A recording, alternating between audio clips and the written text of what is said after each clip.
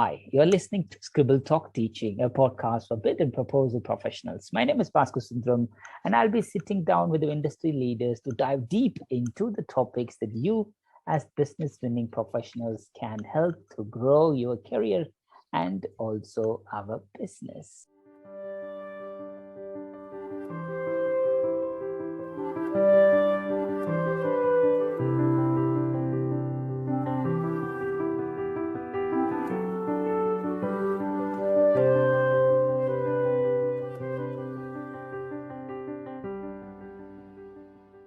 Today, we have Paul Harding. Paul is not new to Scribble Talk. We already have a deep dive session with Paul. Get to know Paul in episode number 138 in Scribble Talk. So a quick bio. Paul is head of group tendering for Eurofins, part of the International Life Services and Testing Group, Eurofins. Paul has been with the industry for 25 plus years, and he's a well-known industry leader here in the APMPUK, including being a mentor to the APMPUK Rapport program. So there's a lot of interesting things that we covered about Paul. That's in episode number 138. But today, our conversation is going to be around bid planning.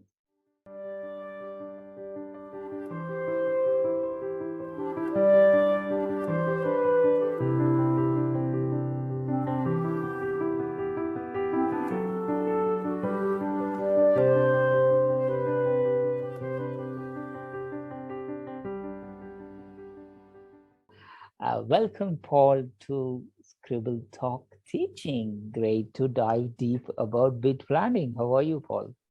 I'm very well. Thank you for having me, Bhaskar.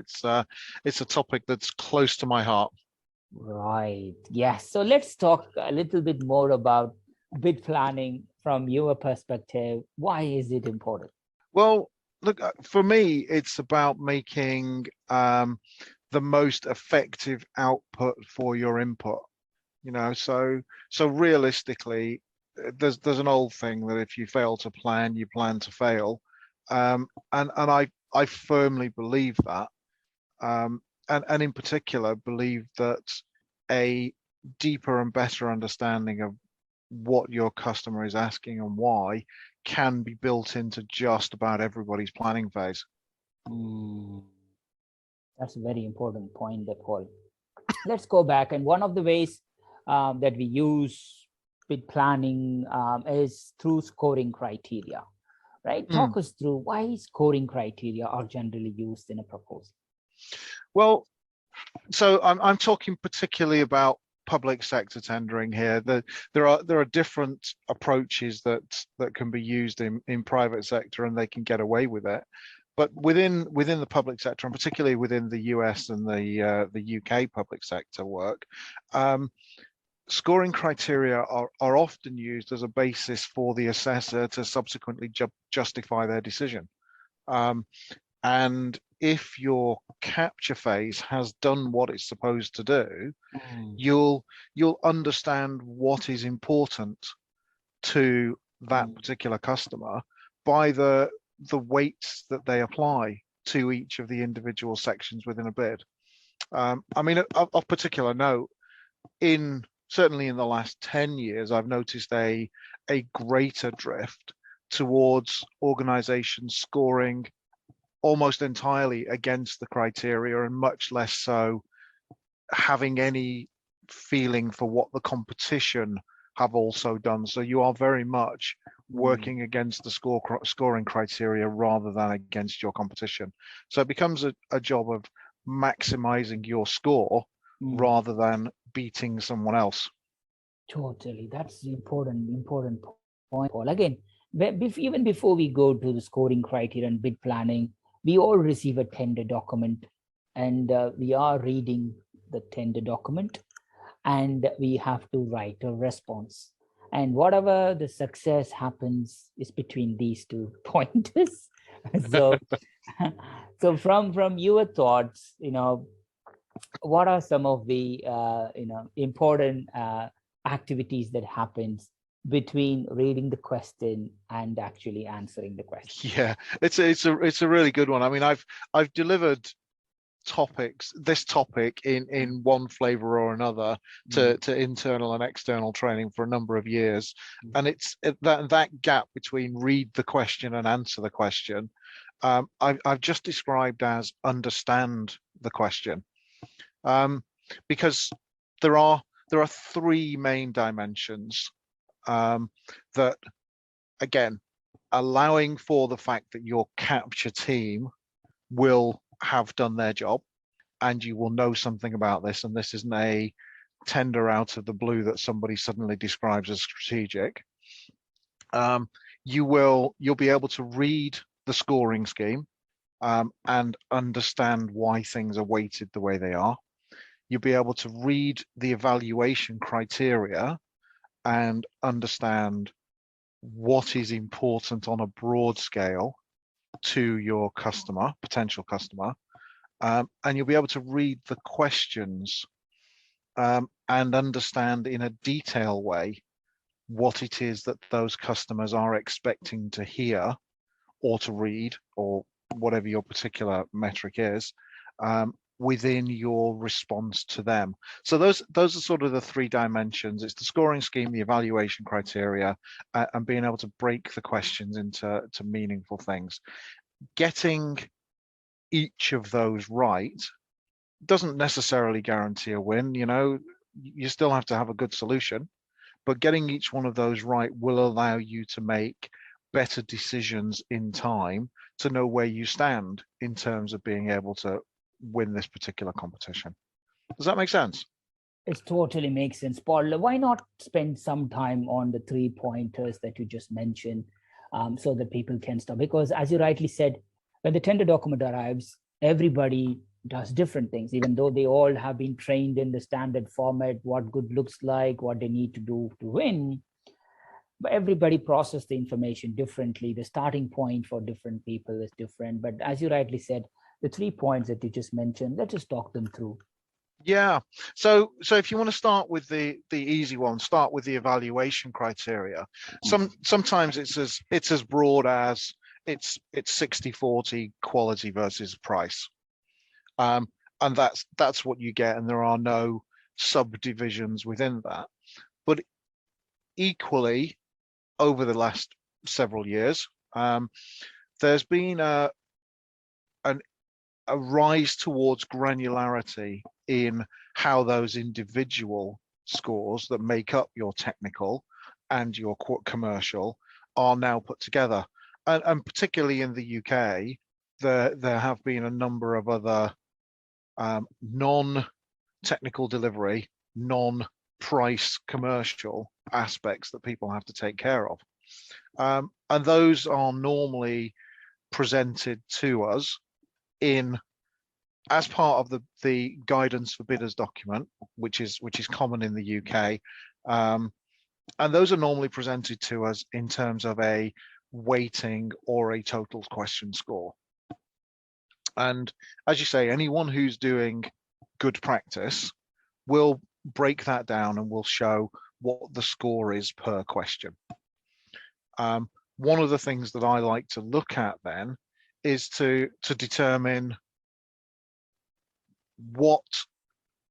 which questions you then most have to apply energy to. So, you don't apply equal energy to all questions. What is the advantage to your business in spending the same amount of time answering a question that's worth 1% of the total score as it is to answering the question that is worth 25%? And I'll talk to this a little more when I talk about playing with the scoring regimes. But yeah, for the purposes of doing what is good, first of all, you want to look at where to spend your time, and where to spend your time aligns more or less to the weight of the question. And particularly where you're given word or page count constraints, where the weight of the question doesn't align with the word count you've got. So if you've got a high scoring question and very little space, you will have to spend more time making sure you get all of your points to prove within fewer words or fewer pages, compared to a low scoring question where you may have been given more or less free rein because the buyer doesn't really care about that low scoring question either. It's just in there because it has to be in there because it's a mandatory question.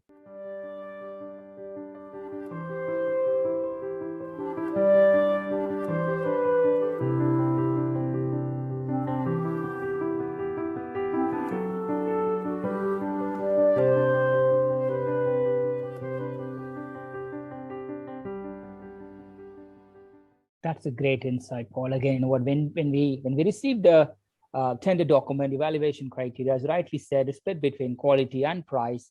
Within the quality, not all sections are broken down in similar marks. So identify which scores are allocated to which sections, and then put your energy on those high scoring sections. And obviously, there will be some quick wins, as you rightly said, which are compliant questions, which you do need to have responses to. So right. That's a good one. After that, Paul, any other pointers? Yeah, well, there's another aspect to this, isn't there? Which is for most of us in the bidding game, resource is always a luxury. True. So it's one of those areas where understanding the scoring regimes, understanding the evaluation criteria regimes, will allow you to determine where to put your best people for the longest time. So it's not just about words on paper, it's about best use of your resource, and you want your best people on the things that have the likelihood of having the most impact on your ability to win. And so that's the reading of a score of an evaluation criteria. You know, either you've just got something very large like 60-40 to work with, in which case you've got no intel and you're reliant on your capture team, or you've got a proper breakdown. And with a proper breakdown, you then can have meaningful conversations pre-kickoff and subsequently at kickoff about where to put your response, where to put the effort for your response. If we then talk a little bit about evaluation methodology, there are millions of different ways of scoring, and public sector tend to use more or less consistently a ranked scale between 0 to 5 or 0 to 10. They'll tend to use that scale, and they'll tend to have graduations between them. So they'll score 0, 1, 2, 3, 4, or 5, or 0, 1, 3, 5, 7, 9, or some equivalent, which may or may not be subject to distortion. One year I did an evaluation for a customer who will, I did a bid into a customer who will remain nameless, where those scores were 1, 2, 4, 9.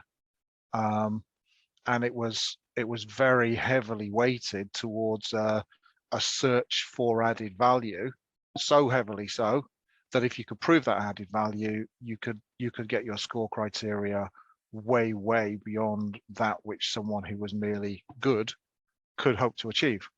And that's really what we see in evaluation schemes for the most part.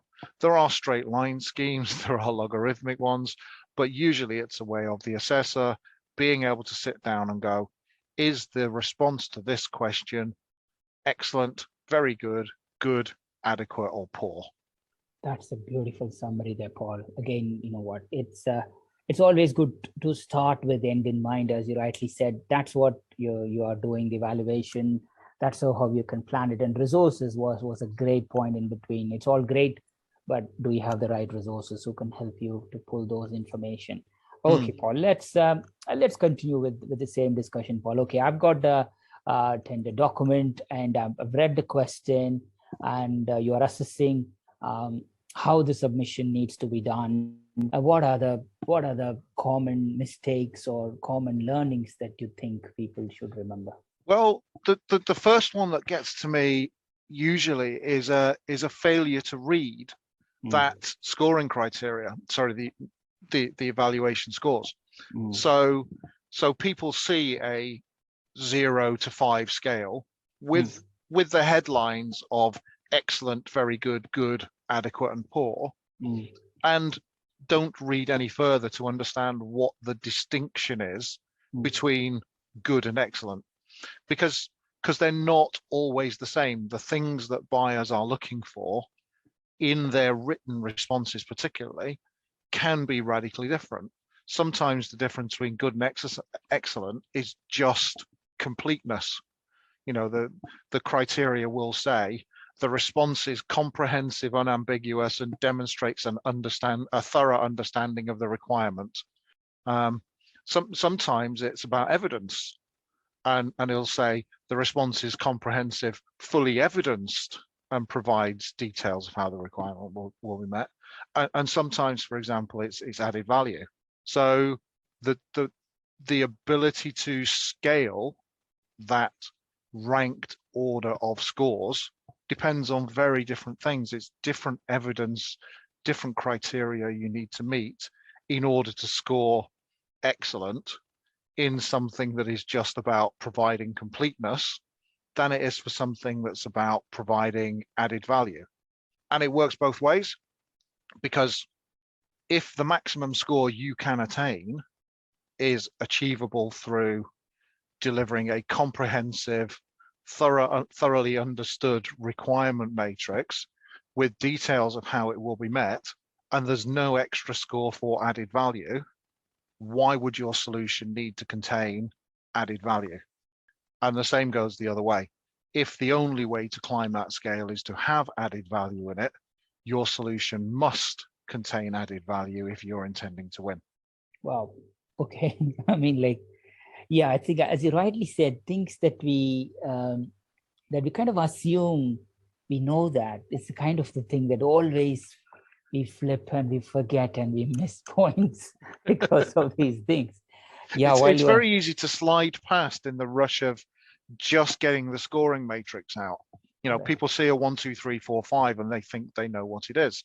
By doing this 5 or 10 minutes of analysis, which is all it is, you've got key talking points to bring into your kickoff that say what we need to do to get a good score is the following.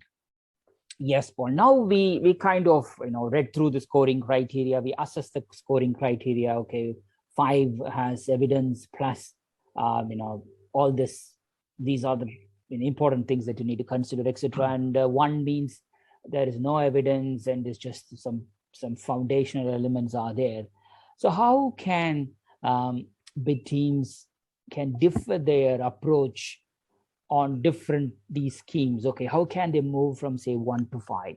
So that's a really good point. And again, I'm going to use Tony Birch's favorite phrase here, because it depends.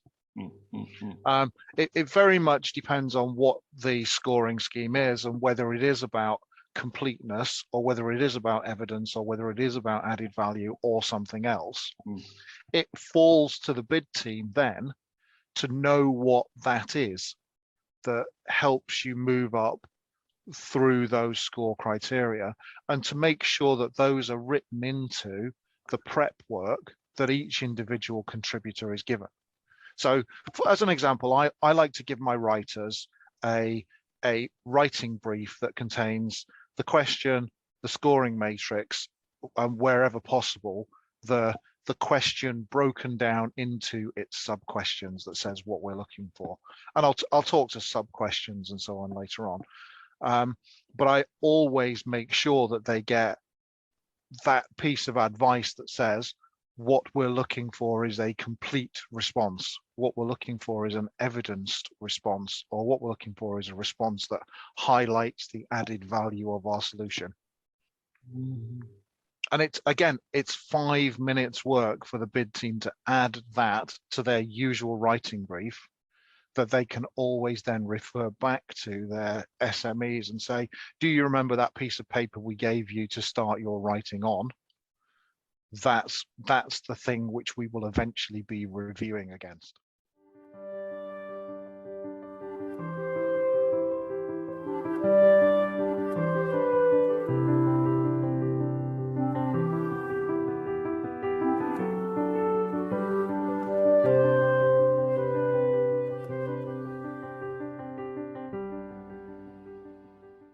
Yes, Paul. I think in very simple terms, Paul, okay, you know what, evidence one is, okay, we just say we comply with this requirement.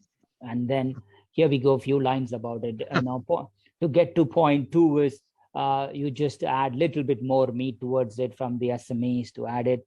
Point number three, maybe 3, 4 could very well be you're adding a graphic or something that explains the answer with some information. And point number 5 could very well be, okay, this is not the first time we have done, here is the evidence, so you're bringing it all to life. That's a really good way of explaining it, Bhaskar. So for example, to take that evidence one, you know, that is literally the use of case studies, the use of graphics, the use of testimonial, all of the stuff that is in the body of knowledge about how you can create a more meaningful response. So it's all, again, it's highlighting good practice, but it's pointing people in the direction of the subset of good practice that makes sense for this particular bid.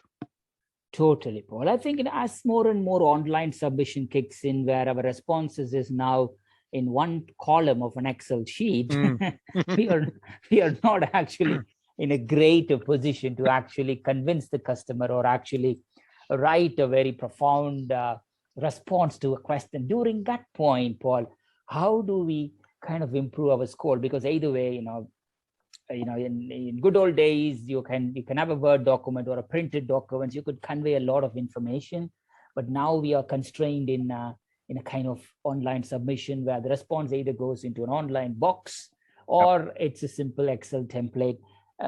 Can we still apply this within this kind of what we call much more of a commoditized, or the procurement teams are doing that so that they could evaluate a lot more responses in a streamlined way or in a standard way? It helps them. But for bidders' perspective, it's challenging for them to express themselves to score 5. How do we kind of do this in this online? It absolutely is. And there are multiple dimensions. So let's talk to the first one that I always do when I see a question that's, you know, a half a side of A4 for a question and 500 words in which to respond to it. And you know, to score high, they want evidence and completeness. That for me begins with a clarification question that asks, can you provide evidence in addition to what goes into the cell in the Excel sheet that you're responding to? And that's where case studies or testimonials or methodologies or project plans can go in addition to the 500 words that you're allowed to write in plain text Arial 11 point. You know, so the first response from me is always to see if we can add additional material or whether the additional material has to fit within the constraint we've been given. Secondly, it comes down to how you then present your response, and some of that will come out in the bit we'll talk about later on into how to read a question. But presentationally, it usually means that what you have to do is begin with a strong preamble. In this response, I'm going to evidence how you will achieve the following things that you've asked for in this question, and that we will do it by the following. In order that the assessor whose job it is just to read through your question, actually goes, well, they've already scored a 3 because they've hit that mark. They've said they're going to prove it. Now I'll look for the evidence. So it becomes much more focused on highlighting the parts within your response and making sure that the assessor can't miss reading those parts. I do another training module internally that's about writing to space or page constraints, and it involves just, you know, heavy use of things like bold where you can, heavy use of headings and white space either side of the words where you are making the points that you believe will get you extra marks. Totally, Paul. I mean, like the point that you mentioned that it's multi-dimension is super important, because as Recently, somebody asked me what's process, but I've just told people exactly the same thing. Proposal management is a multi-dimensional activity, which people, and I guess you need to process a lot of things to write a response. And this evaluation criteria, scoring criteria is one, which kinds of helps us to get there. But as we read the document now, we read the document, we know what the answer or the best answer should looks like, Paul. Then you kind of get into the traditional way of, okay, now compliance matrix, who's going to do what response, and who's going to fill it, who's going to evaluate, etc. How do we get to these next steps? That's really interesting, because in order to get there, what you need to do is to identify what all the things are that will make you compliant. So you need to be able to take the question as asked and break it down into as many sub questions as there are, which are sometimes hidden, and I'll come on to that later on, and be able to allocate those to people in a meaningful way as well. So for me, a compliance matrix shows compliance against the question as asked, and also that you are complying with the response internally by allocating the subject matter expert most likely to be able to respond to that question well. So that some people just use the bid management planning tool and add another column to it, and that's something that works perfectly well. You break out all the questions, you assign a person to them, and then you make sure they do the things that best answer the question.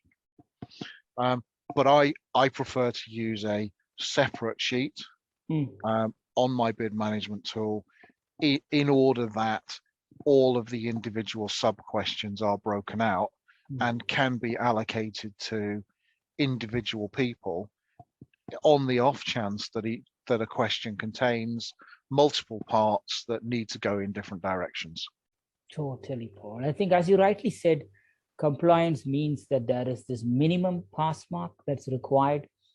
You can go and find a very good response, 5 out of 5, but if you're not compliant, not scoring that minimum, then you're not even considered. People won't even read the next part.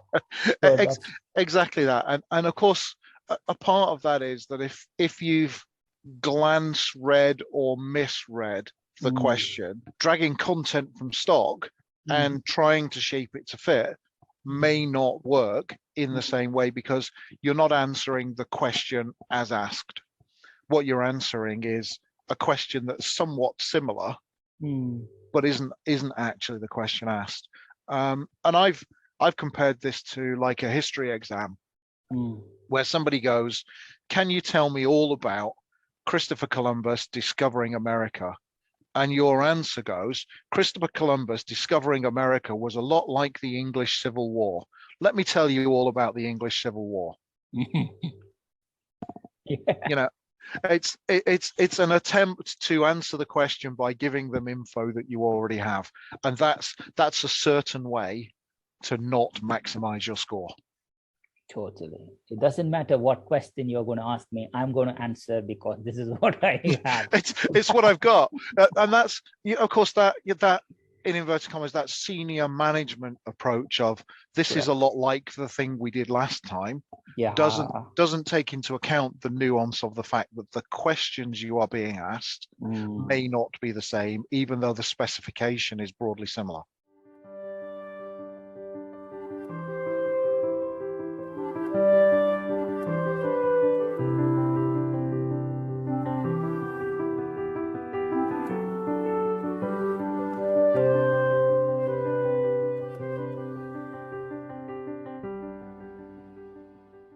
Nice, Paul. I think that's well said. I think when you're looking at the evaluation criteria, yes, understand what's 1, what's 5, but most importantly, look for questions that yes or no, because you need to be compliant with that.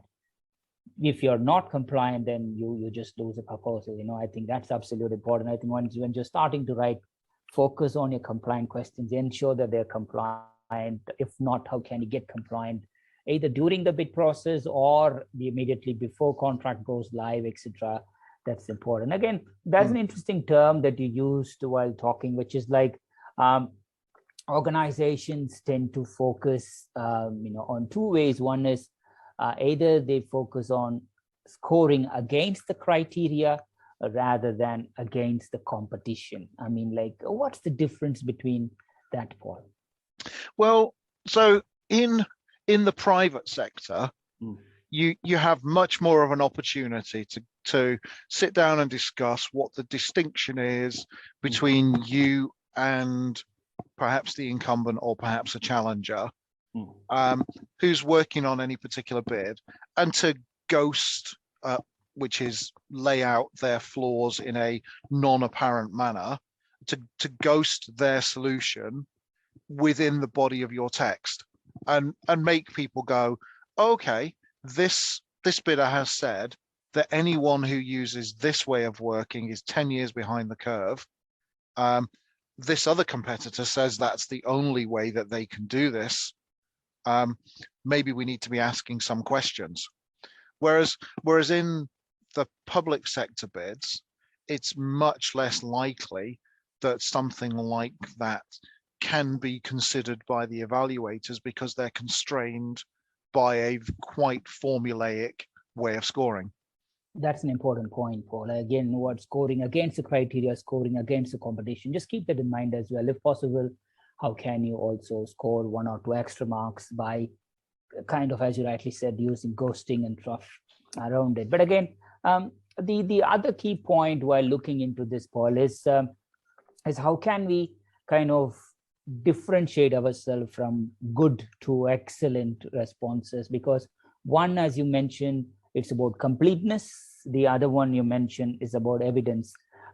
Anything else, Paul, that's going to take us from good to excellent?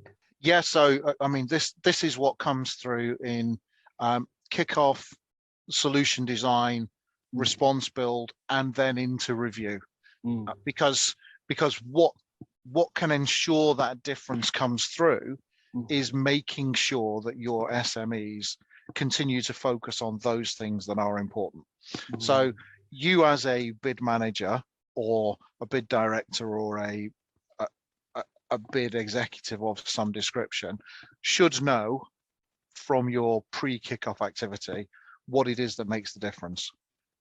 You as an organization should have written into your writer pack, these are the things that the evaluator will be looking for, and your capture team should have fed into those meetings, here are your hot buttons. These are things that are important to the client and things that make a difference to them. And your solution team should have, and this is a lot of shoulds, but I mean, a sec, should have come together and said, and these are our discriminators against the most likely competition.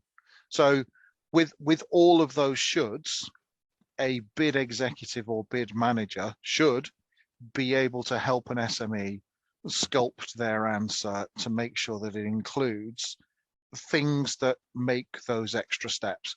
So for example, if the extra steps are from added value, it will be helping the solution team put together something that the capture team has told them would represent added value to the customer, and quantifying that in a way that can be evaluated. Just saying we'll do this thing might take you from average to good. Saying you can do the thing, describing the thing, and then quantifying the effect of the thing can take you from average to good and good to excellent.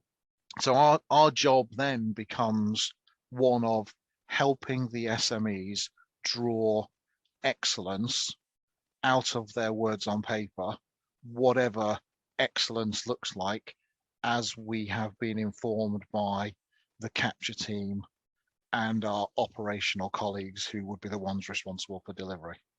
Yes, Paul, well said. Paul, sometimes the question is not just one question and it's just, so sometimes the questions are broken down into sub-questions and subsections, subheadings, etc. But then collectively, it's like, overall section scores 20 marks. Out of that, you have 5 or 6 questions within it. How do we approach the criteria and our responses around the same principle as we just discussed, or do we need to focus on the sections and subheadings in a slightly different way? So it's broadly similar, but has its nuances, Bhaskar. Yeah. So one of the reasons I used to love working US federal contracts was because their questions were always beautifully laid out. It was like section 1, this is your title. Question 1A, 1B, 1C, 1D, and each of those was an individual item and that you had to answer against the scoring criteria. And usually you would either be told that those sub questions were equally weighted, or that there was some internal weighting in that sub question. So a 25% weight question with 5 sub questions, each sub question would be worth 5% of the total score, if they were using equal weightings. If they weren't, it's obligatory, both in the US, Europe, and in the UK, for the buyer to tell you how those sub questions are weighted. If it is clear that there are sub questions, and that's one of the reasons why I spend time breaking the question down, to make it clear to the buyer that there are sub questions, and to allow me to ask a clarification about which is more important of those sub questions. As much as anything else, that also gives us time, because the buyer will often have to go away and consult. So it gives us time to put together answers that work.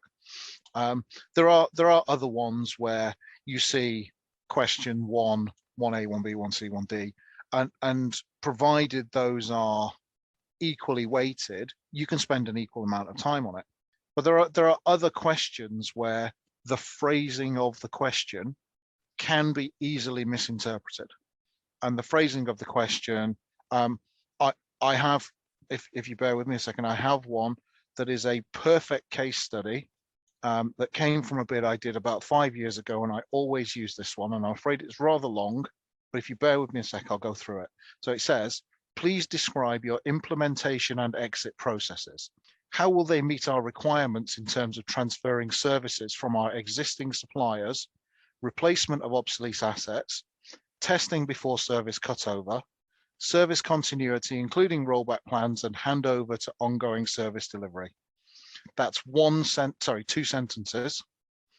And within those 2 sentences, there are actually 10 questions. Wow, that's tough. Yeah.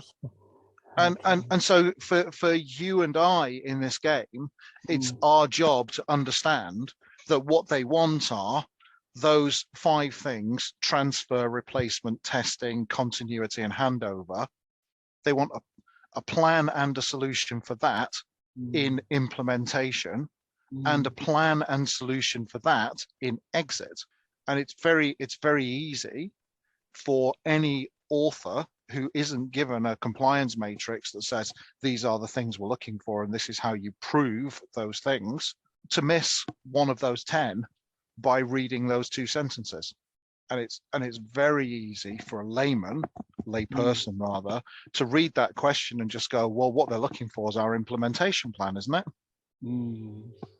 Totally, Paul. I think what a fascinating topic. I mean, like, yes, here is a tender document that we need to respond to. Here is a deadline, and we just get on with it. But this talk, it's super special in a way. I think we picked up a kind of an important role here on what we call understand the question, the gap between read the question and answer the question. And you kind of neatly laid out pointers like, okay, fine. The very first thing you do is look at your scoring criteria and understand why is it used that way.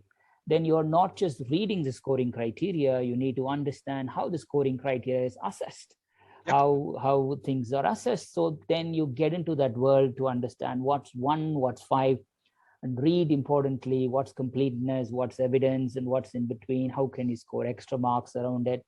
And it kind of nicely went over on how there are different schemes within and different approaches that you could take to help to climb the scores in this, which is even more useful. And most importantly, we also touched the compliance matrix, how it's all great, But if you're not compliant, there is always questions which you have to be compliant, yes or no. If you're not compliant, but you have a great question with 5 marks, it's totally irrelevant because you need to jump the first battle out to do that. That's super. And then finally also touched about, think about sub-questions. Sometimes the sub-questions will be part of a much larger question, so it's broken down. Sometimes sub-questions will just be one question, but the way they phrased out could very well be having 5, 6 different words, which means you need to have different pointers for each of those responses. That's amazing. Thank you, Paul.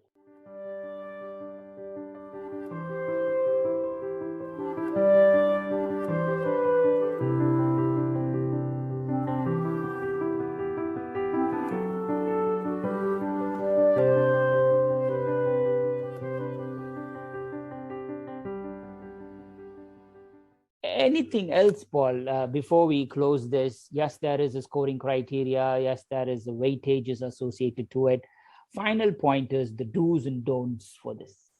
Yeah, so do absolutely pay attention to the maths of this. It's entirely possible for there to be a question where one incremental score is greater than the whole of a series of other questions. So if you're going to spend time and effort putting together a response, you need to make sure that your SME spends as much time and effort going from good to excellent in that one big question as you would in putting together the whole of a lower scoring question. And that's why I consider the maths of these compliance matrix and of these scoring criteria to be very, very important, because they determine how you spend your time. And the other do not is, do not think that just because a question looks a bit like a question you've answered before, that you can answer with the same response you've given before without looking at the evaluation criteria and the scoring, because that is a quick road to non-compliance, or at the very best a score of average or below. 100%, Paul. Again, when you kind of touch the numbers, Paul, very early on when we talked about it, hey, you might have an overall split 60% quality, 40% pricing, or whatever is it. Most proposal managers, proposal writers tend to focus only on the quality response, and they leave the pricing to, say, the commercial team or to the pricing team, etc. But sometimes there are a lot of content that gets lost in the translation, where pricing team might miss some of the written part, where you might have written, we are going to introduce this amazing process, amazing system, amazing team, is not being priced. Yep. Or the pricing team went on and put a lot of caveats, a lot of assumptions behind this is how things are going to work, which is not being captured on the written response. So when we're looking at the broader evaluation criteria, we tend to go deeper on, here we go, this is the overall thing, and we go 60% compliance on this. But your pricing team or the commercial team doesn't have that sort of robust thing. They need to fill out Schedule 4 or a Schedule 3 or an Appendix 1 or something, which is just a drop down or a bottom up analysis of the numbers. Is there anything that the proposal team can assist the pricing team and the pricing team to get from the proposal team during this? Or as it always happened traditionally, it's work in silos, which I'm not great fan of. True. Yeah, I mean, silos work in their place, provided there are bridges between the silos. And it's the job of whoever's in charge of the bid to make sure that those silos communicate effectively. Back when I was working in a private security company, we used to call that bridge what was called commander's intent.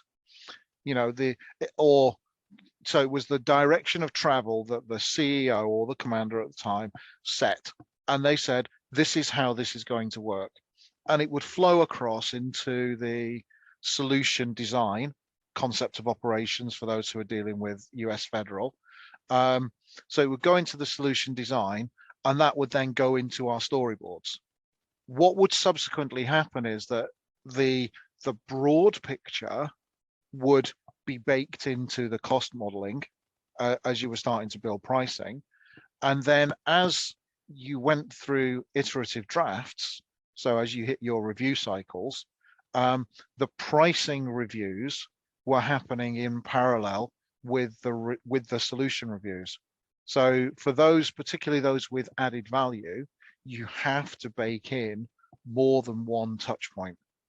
It's absolutely critical that you do, because if you find yourself without those touch points and in silos, you can end up bidding on something where you've defined added value, and that added value not only makes you no money but loses you money, as a perfect example. The other part of it is, of course, that any bid should be subject to final review, scrutiny, and sign off by the most senior people responsible for that work, be that the directors of the business or be that the business line leaders.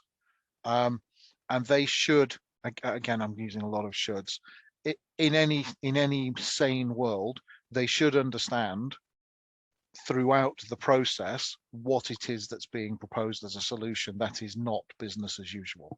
And usually value add is not business as usual. Evidence and completeness absolutely are.